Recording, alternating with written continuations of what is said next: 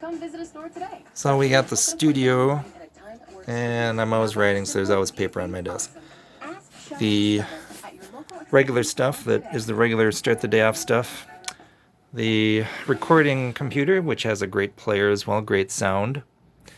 A couple of mixing boards, that's where most stuff goes in. This is kind of the makeup for it, kind of one that allows me to do a few other things. There's the external hard drive. This is a Bluetooth transmitter. This is in case I want to listen wirelessly, although it does have a little bit of lag, so that's not always so good with recording, but I can't listen with it. Here is the external that's a flash drive.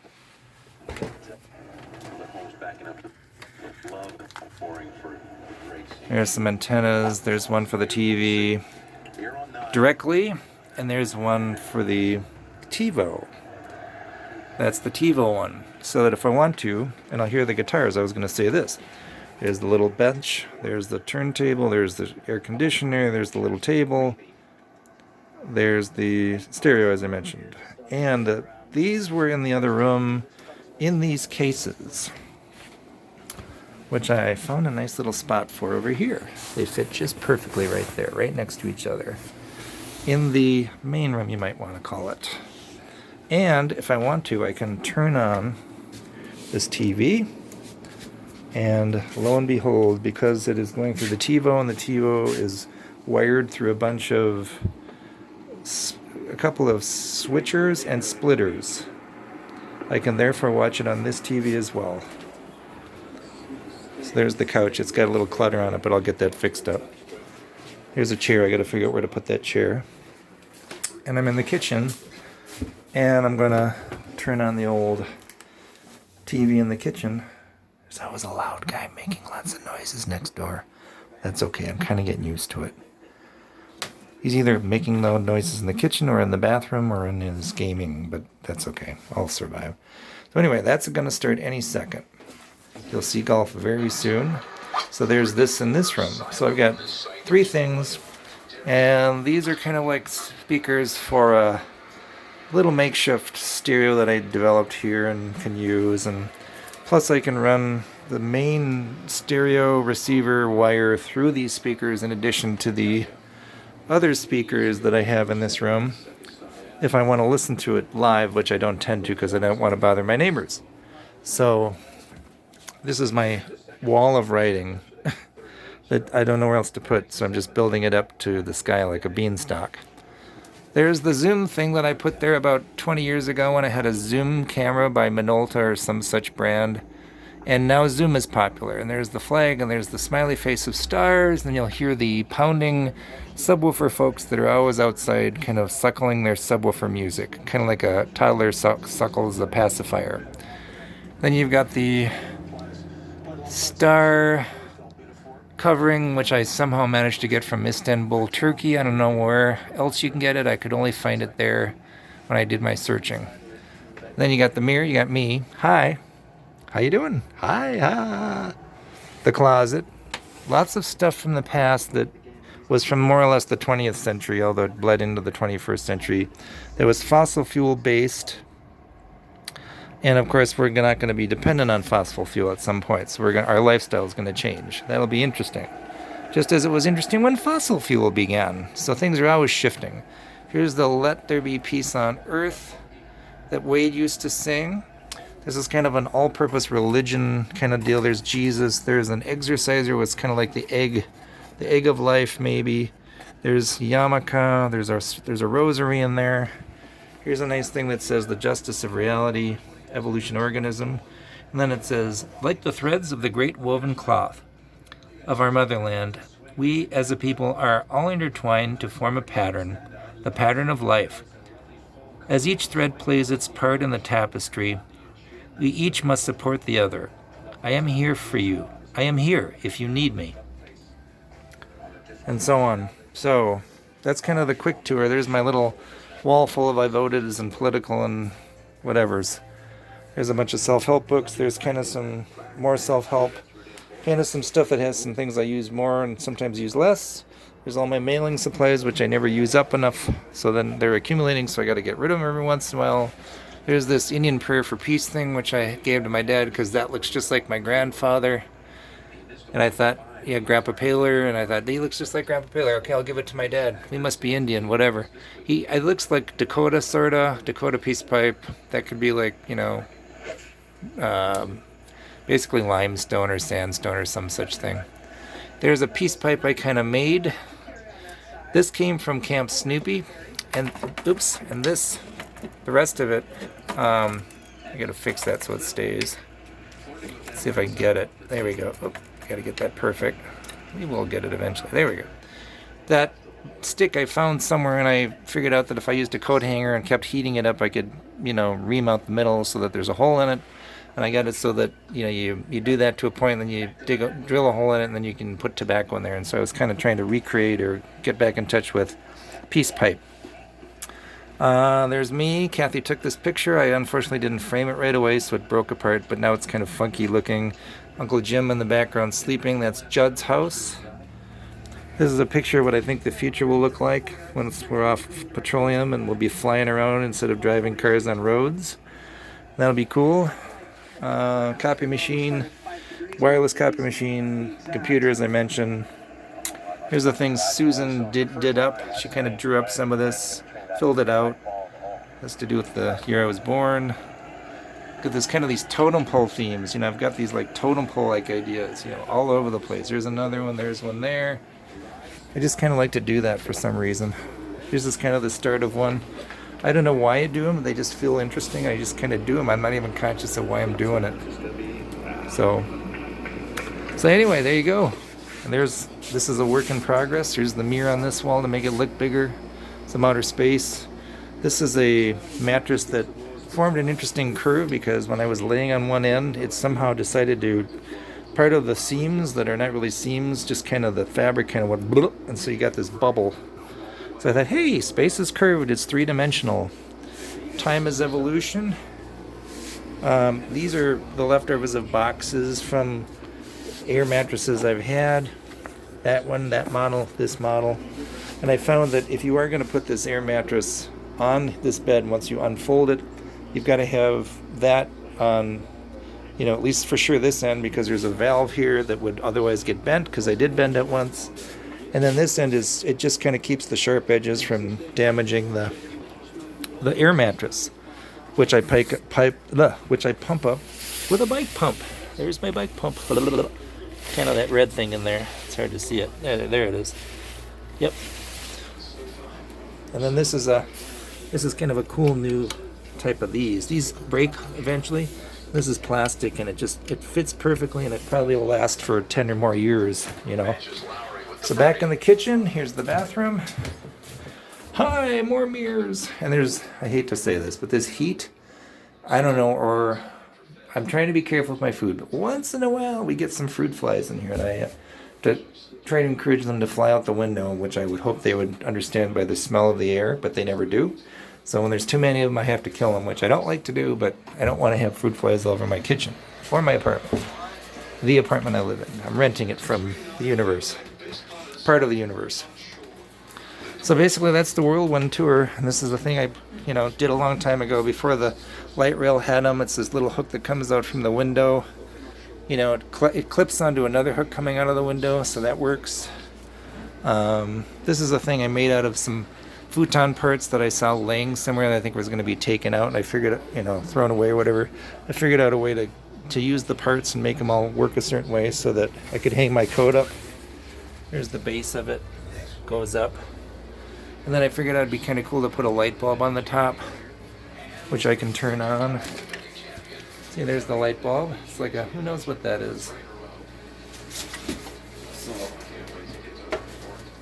Here's the thing I did a long time ago. Burning fossil fuel causes climate change. Well, of course, we all know that. And yet we're all continuing to burn fossil fuel because we love the convenience of it. So we keep doing it. And then this corner, this has a bunch of stuff about that kind of stuff, Building on our legacy. I think that's Excel. But I thought it was kind of nice what they were saying. And then there's this one, to change everything we need, everyone everywhere, and then people's climate. And then here's one I did a while ago called Nothing is Impossible Organism. And here's something called The Balance, BALANTS. I thought of that probably sometime in the 90s, maybe even the 80s. The idea of BALANTS spells balance, but it also means we're like little critters crawling around, that are really having to adhere to balance, the balance of the earth, whether we like it or not. So if we don't follow it, then the earth will kind of regulate us, to follow it. So anyway, okay.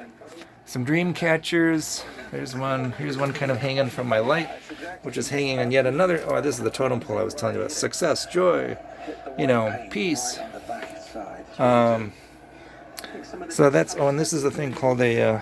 Well, it's for a guitar where you plug your guitar directly into it, and then the settings make your guitar sound like it's being mic'd as opposed to it being directly plugged in. But you can affect it so it sounds more like it's directly plugged in too. And it has a few what are called effects, like reverb is a common one. Chorus is one. You can affect the way the chorus sounds. There's different room kinds of sounds you can give it. And these buttons are kind of more for stepping on, but I thought I liked it enough that I'll just use as an effects thing for doing some recording. So, and then here's one of the microphones I use. There's actually a condenser mic back there that room is not isolated enough. I need to put stuff around it to isolate this room enough from the traffic outside, or else you'll get too much. So I tend to just use a dynamic mic. And this thing is just a silly little cereal box that I thought kind of works because it's keeping some of the sound from feeding back into the microphone. The thing is, the microphone is direct. This is a Shure SM58 mic, which is a very commonly used one in the music industry at live shows, and it's directional. It only picks up sound going into it, doesn't pick up side sound. So that's about it. That's pretty much it. Here's a picture I did when I was in eighth grade, I think. I was 14 or so, and I couldn't remember. This is original, and some of it was done, but I couldn't find the piece of paper that came with it that I thought maybe I kept some time ago. I kept trying to look for it. I couldn't find it. So I did the best I could to try to reimagine the colors I came up with.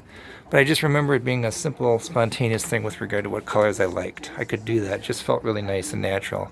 But I thought I should finish it, so I just intentionally left this part white. But to me, it represents kind of a big web of life, of energy, that we're all part of that web. And this is maybe just a symbol of the entirety, but it's also something that's in it, something that's part of it, within the web. I'm not sure. So, yay!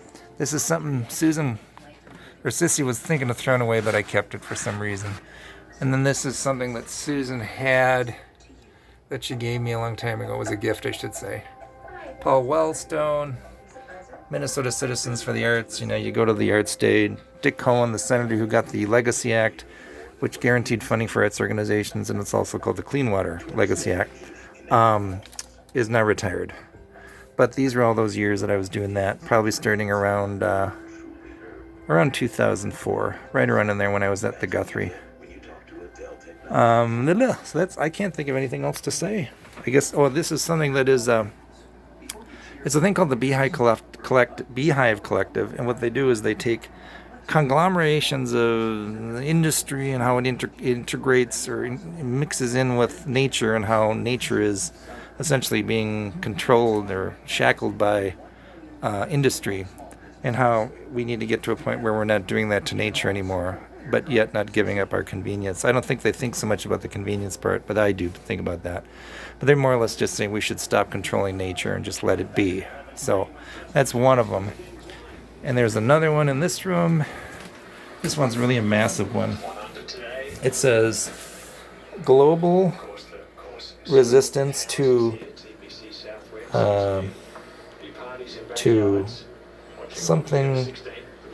corporate. Global resistance to corporate colonialism. So colonial, like a colon where you pass something through it. The colonizing is kind of what Rome started to do, and other big empires did it too. So I like this room a lot. I found this chair and I fixed it. I found out that you could install a new cylinder for it. I was able to do that. That was easy. So you can buy them online. When this one wears out, I can just put another one in.